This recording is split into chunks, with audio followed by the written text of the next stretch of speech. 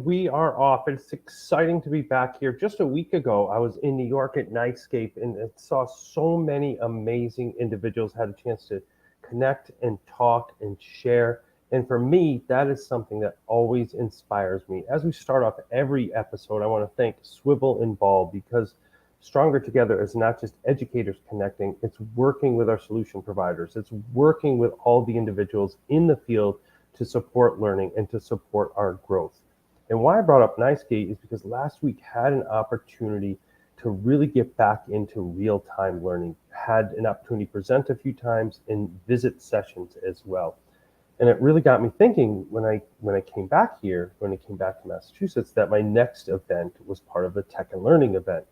And as I've written in many blogs and even books, that the tech and learning environment and community were the first to embrace me when I left being a school principal and into a district level opportunity, and then had an opportunity to meet and connect with individuals outside of Massachusetts. And as I started this week, I said I have to bring a few on before the next Tech and Learning event, which is happening this week, Friday. I'll be heading out Thursday to New Jersey, but it's happening Friday. And I've met so many impactful individuals, so many leaders in the field, in the space, who both supported me and also educated me to ensure that my growth continues to support students. And one of those is here with us tonight. I want to welcome in Sandra Paul, who is in New Jersey, right? Is that where you're coming to us tonight from?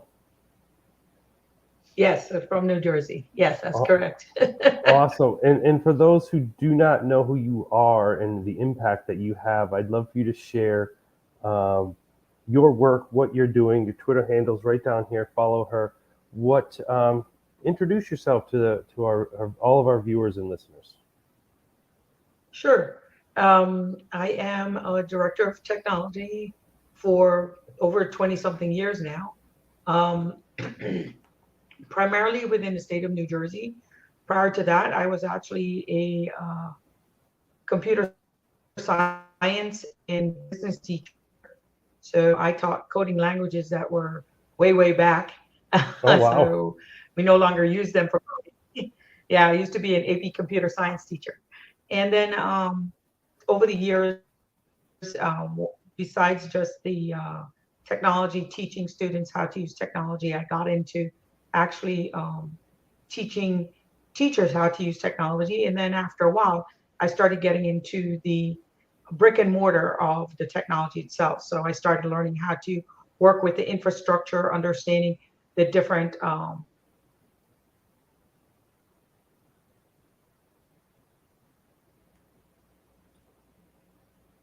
All right. Well, sometimes with live episodes, we have a little troubleshooting, and I think Sandy will definitely jump back on any minute. But while we wait for her to reconnect, one of the things that I've learned through this time with her is, oh, and now she disappeared. So maybe she'll come back. This is the fun. So for all of you viewers and listeners out there, for the listeners, Sandra must have had an issue with her computer, and I see her coming back. Yeah, sorry about that. That's all right. But one of the things that I'm fine with, I mean, obviously we want to hear more about you, but it's great to see sometimes when things don't work, right? This is what happens in the field.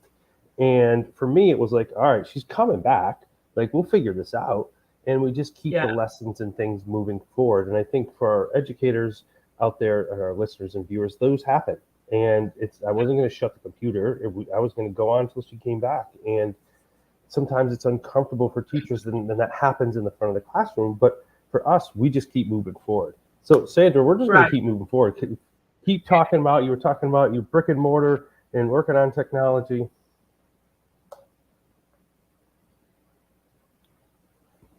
Or not.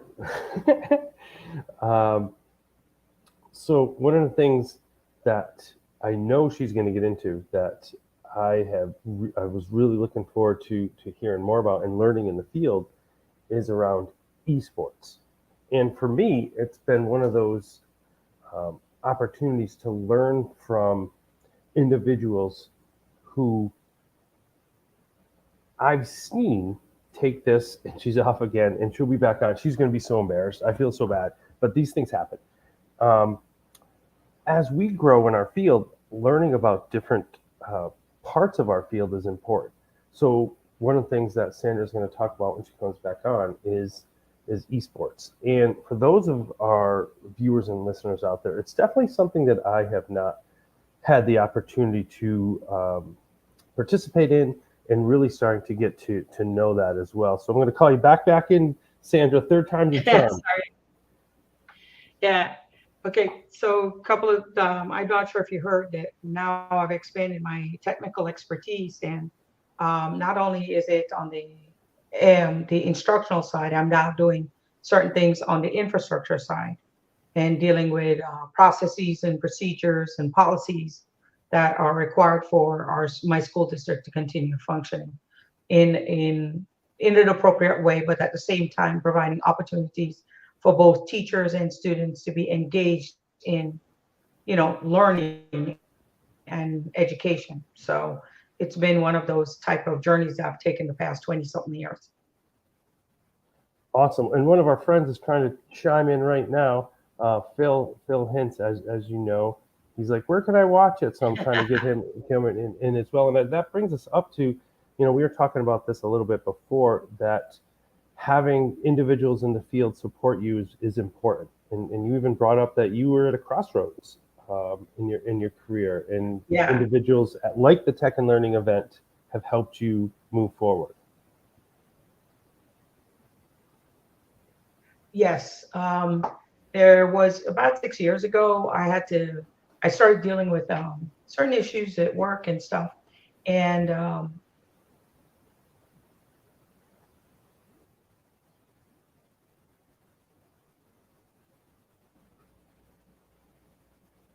So as you can see, sometimes the Wi-Fi goes out third time, and she's going to pop back on um, for sure. But one of the things that I know that we've had that opportunity is to really join and team up with individuals from the Tech and Learning event.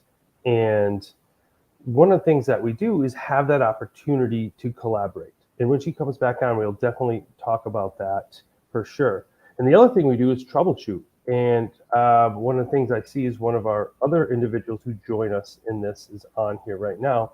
And Phil, do you want to jump in as well and kind of talk about some of the things? I'm going to shoot you the link on chat if that's something you want to jump in, because we're talking about Tech and Learning, and we're talking about building that professional learning community as well. And I know Sandra was talking about digital media centers, and that's something that we're gonna dive into as well. So if you can jump on, since I saw you on there, feel free to jump on. I'll see you and bring you in. But what I was talking to Sandra about was about building that community. And again, I know I wrote about the power of connections and the opportunities to work with other individuals in the field. And having that opportunity is critical. And speaking of that, I have one of our other Tech and Learning friends, and this is how this works. And I'm going to, as soon as I see his face there, I'll pop him up in the thread, because as I talked about with Sandra, when teachers start to use technology in the field, one of the things that happen is when things work or don't work, we kind of freeze up and we get nervous. So my goal was just to continue to work through the issues, and I saw a possible solution and invited someone else here to keep the show going. And I have Phil Hintz from Chicago. So we go from New Jersey to Chicago, right?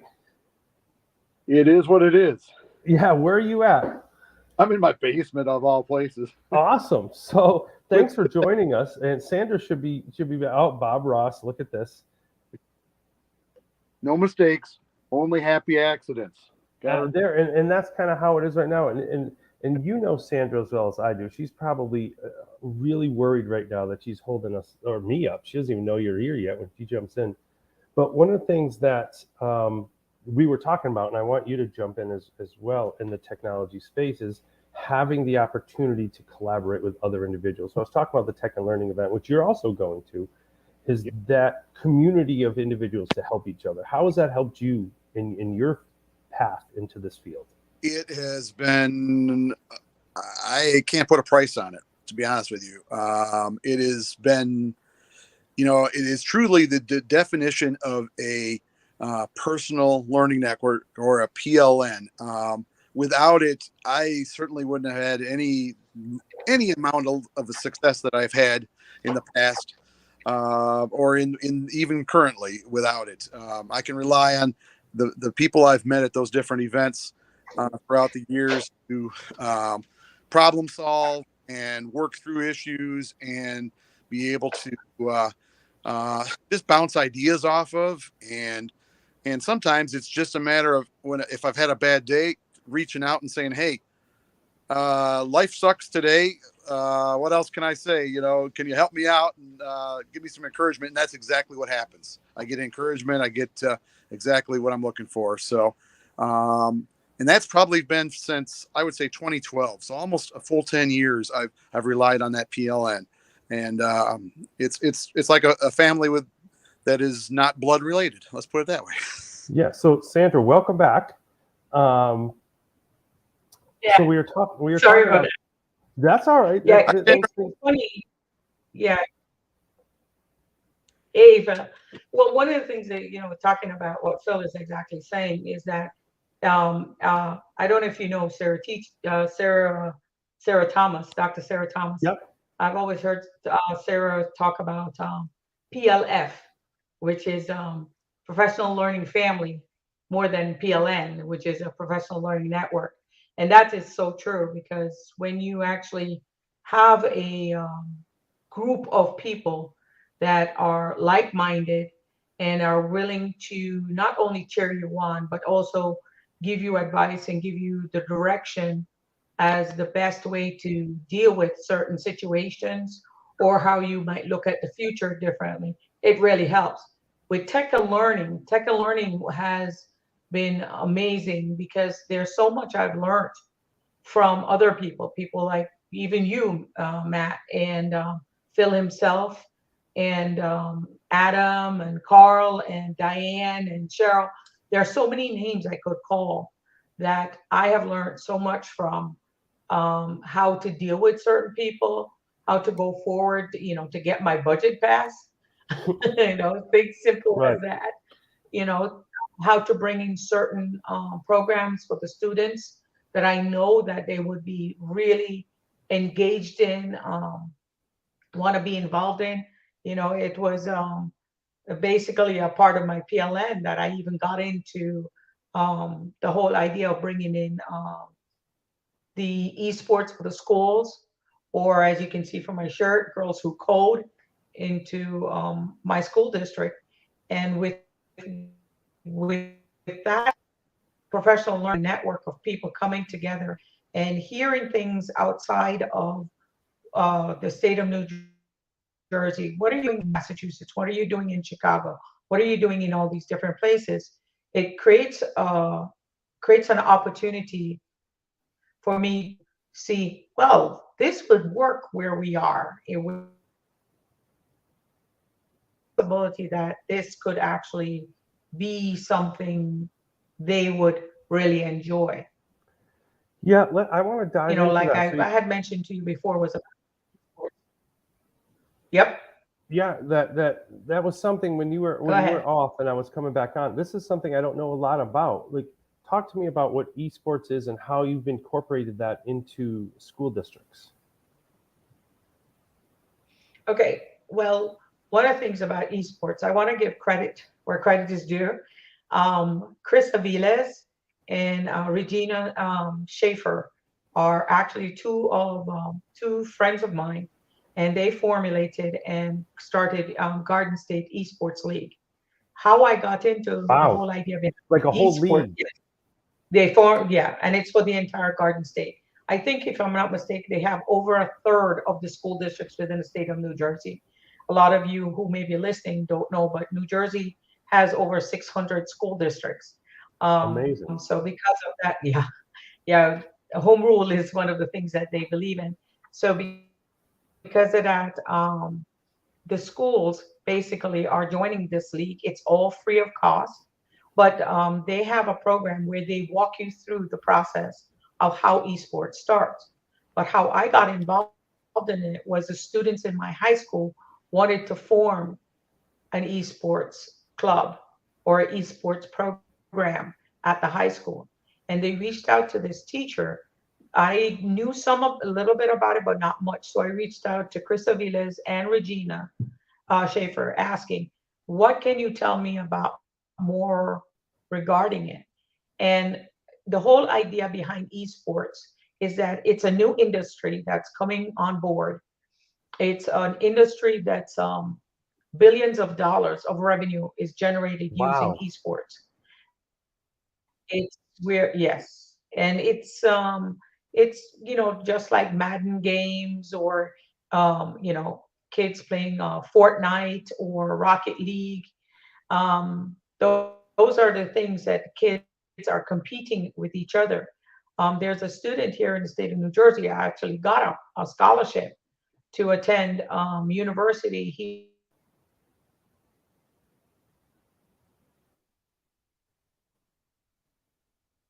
Wow, that seems like, so when Sandra comes back on, that seems like I can't even imagine what that's like. And I was searching for the esports package, like even some of the graphics, like I showed you before, and I came across this picture. Like this is what our students are working on right now. This is where education is going, and for me, it's something that's exciting, because I get to see the possibilities. And I had a chance this weekend. The keynote speaker was from Microsoft and was talking about game-based learning. And it was incredible to hear the amount of time that our students are spending on game-based learning, but not only just the games and not just like Madden that she said, like problem-solving games, like games that include collaboration and many other things. I see Phil pop back on. I'm going to bring him back in here. Phil, did you do any of that in your district? That's really, we've actually got some grants in Really? the state of Illinois right now to start developing the esport leagues here in Illinois, and we've actually got an esport team for my kids' high school, but also the high school at the district I work at as well. And so, you know what's really cool about esports, and I will also say with Sandra that Chris Aviles is amazing. He is like the guru right now that we all turn to and Wow. ask these questions. So you probably need to have him on the show sometime too. But at any rate, and I've done a podcast with him before as well for a class link. But and the really cool thing about that I love about esports is it involves all types of kids, no matter what their background is. So when you hear the sports part, you're thinking, okay, it's just for sports folks. Well, or you hear the E part and you think, oh, it's just gamers. Well, no. Right. If you like to write, if you like to speak, if you like creativity and all of those aspects, kids on the teams it's not just the players that are playing the games, but it's also the marketers, the people who market the team. If you think of a professional sports league, for example, like my beloved Bears, they have marketers, they have promoters, I should say. They have folks that are checking out the game stats and doing so if you're into math and you want to do that part as part of the team, you can do that. If you're into writing and English, you can do that. So in creativity and arts, it all comes together in esports, which that's the part I love about esports. Take it away, Sam. Awesome. Right, Sandra, because take it it also away. And I see you're on your phone now, also so I think we'll be good. includes things for social and emotional learning. Because one of the things the kids have to learn also is that it's a whole concept of sportsmanship too. So the kids have to learn basically, how to deal with classmates. It's the same as a football team. There's no difference between basically esports and what playing on the team is like, but also the other part about it, which is the besides the social and emotional learning, there's also aspects of it that are career and technical, just like Phil was talking about, that is based on actual occupations that people can have, shoutcasting, podcasting, all those different things that students can do, video editing. There's also things that I know that some of the students have done is including coding.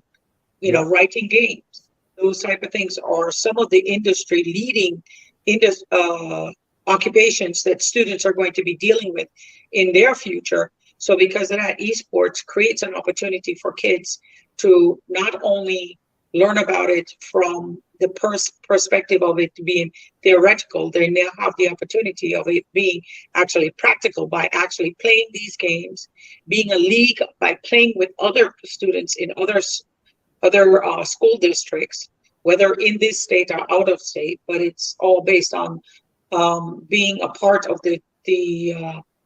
it's a part of a team. It's also part of the community, because you can get letters just like you do when you normally have a letter for a football team or a basketball or volleyball team. It's looked at almost in the same aspect as looking at an athletic sport. The difference is that it's based on playing electronic games, but kids learn other things other than just playing a game online. Sure. And then all of that comes in, and when you look at within a school, some of the work that you're passionate about is really bringing library or media centers and building those up. So I'd love for you to share some of the work you're doing around that within schools and how that's also impacting opportunities for students to collaborate and students to showcase their learning. One of the things that there has been over the past several years, it seems as if the whole concept of having a librarian, everybody's still in the idea that it's a quiet space. It's a space where there's a little old lady maybe wearing glasses. She's walking around saying Right. to everyone. The library today, it does not look like that. And I can tell you from the libraries in my schools, they don't look like that. Sometimes they tend to be the noisiest place inside a building. And that's a good thing, right? That's a good thing. Yeah, and that's a good thing, because one of the things about a library is that there are a lot of resources within a library that students should feel free that it belongs to them, meaning that they should have the opportunity to be in the library to feel safe, feel like this is a place that I know that I will be accepted for who I am or what I do. You know what I mean? Yeah. And Absolutely. one of the things that we know is that the library is the first place we send all the kids who can't take PE. We send them to the library and say, go to the library. It's a place that sometimes some kids who actually can't deal with too much stimulus prefer to be in the library because they prefer to be where it's quiet, that type of thing. But it's also a place for a lot of creativity.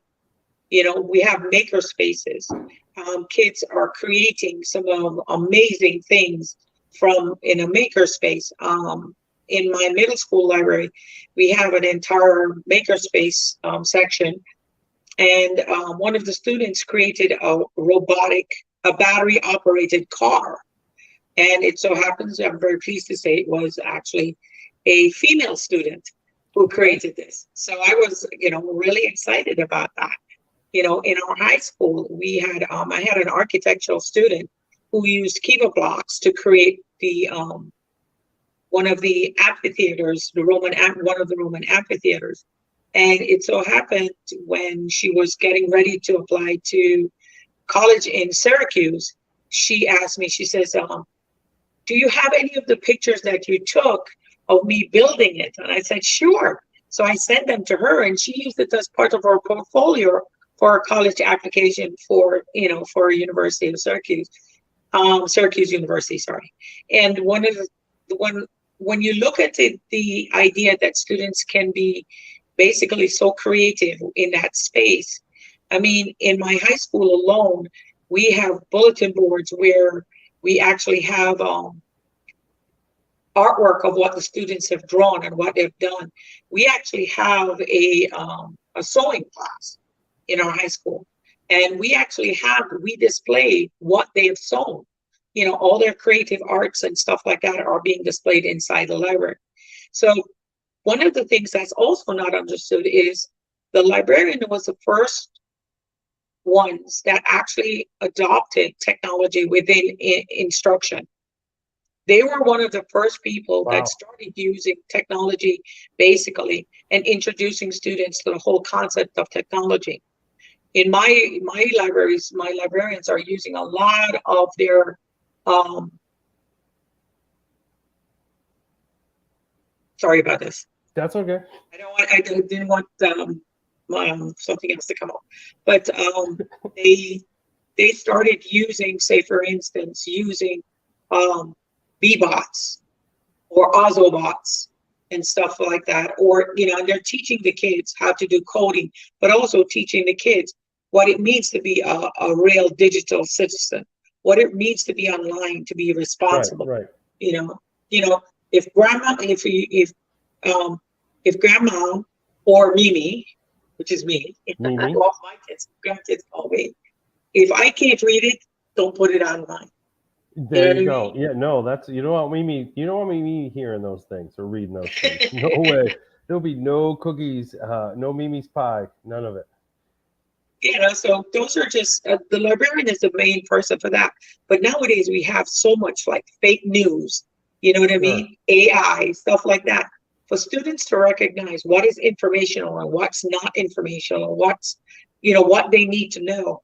You need someone to guide them to find the right resources, but also to help them develop skill levels that they can make the right decision about what they're writing in class or what they need to research or what their interests may be. And I think the librarian is one of the main people that can do it, because I think one of the things we've lost is pleasure reading for students. Inside, we've lost pleasure reading. And I think if we bring back pleasure reading for students, students will read, and they'll read anything then. Yeah, no, and I think that's critical. And as both the topics that you were talking about, the esports and creating media center, it revolves around bringing people together. And you talked about that with the esports. You talked about that with learning communities and the library. So I know that we had an opportunity to meet maybe like 6 years ago at the Tech and Learning Summits. How have they, and I know that's where we're going on Friday, how have they impacted your growth as an educator? It's one of the main ways it has impacted me is that knowing that I have a group of people I can reach out to in order to talk about the good times, the bad times, and the times that may not be, I'm not sure where I am with it. Somewhere in That's between. one thing. The great thing also is that as an educator, I've grown because I've learned so much from everyone else. It's actually one of the reasons why I'm a doctoral candidate. Wonderful. Is because of being around people like you and Phil and being around, so many people that through tech and learning. I'm going to say through tech, a lot of it has to do with tech and learning. And it's through them that I've been able to really expand and get to know people from all over this country, and also have an opportunity to collaborate on projects.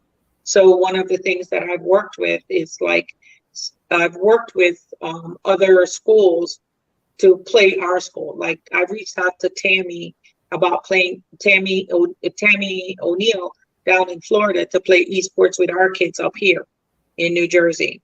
I've reached out to Read Aloud days for our elementary students when we read aloud that one of my building principals participated in, and she read to students in New Jersey, Pennsylvania, New Orleans, and Florida. Wow. So when you have that community of how tech and learning brings people together and you're able to talk about certain things, first of all, you don't feel like you're alone dealing with certain issues. You feel like you have a group of people who understands where you're coming from. They also push you to be better, push you to look at things in a different light, light. And with looking at things in a different light, what that does, it makes you grow. It makes you want to learn more. It actually engages you, and it actually ignites my passion for why I do what I do. Sure, and I think that's wonderful. And the last question, I'm going to get you out on this, and I'm really looking forward to seeing you on Friday and talking more about some of these topics. And check out Sandra online and all the great things that she is talking about. So, Sandra, I ask all of our guests this to close out the episode. What does Stronger Together mean to you? I think we're stronger together because we actually can depend on each other and know that we have a support mechanism. I know everyone talks about wellness, social emotional learning, all these things that basically ever since COVID-19 has become really important to both educators, students, all stakeholders that we work with in our communities. And I think Stronger Together gives us an opportunity to learn more from each other, have an appreciation for each other, but also gives us a support mechanism that we need if things don't seem to be as easy going as we think it should be, or be able for us to deal with the hard times. COVID was not an easy time for anyone, not for my students, not for my teachers, not for my administration, and not for my community. We lost a lot of people, but because of community, or because of being stronger together, we're coming out from this situation even better than we were before. Wonderful. Well, thank you so much for jumping on. I know we had a couple glitches here and there. Thank you to Phil for hopping in from back in time. It's only 6:30 for him, so he had plenty of time to jump in and make it happen. Thanks so much. And look forward to seeing you not just on Friday, but all the great things that you're going to do in the upcoming 2023. And thank you, as always, for doing the great work for our students in the community. Thanks for having me on. I appreciate it. Of course. And thank you all for tuning in. Keep checking out all of our impactful guests. They continue to be stronger together. And when you do that, you put we over me.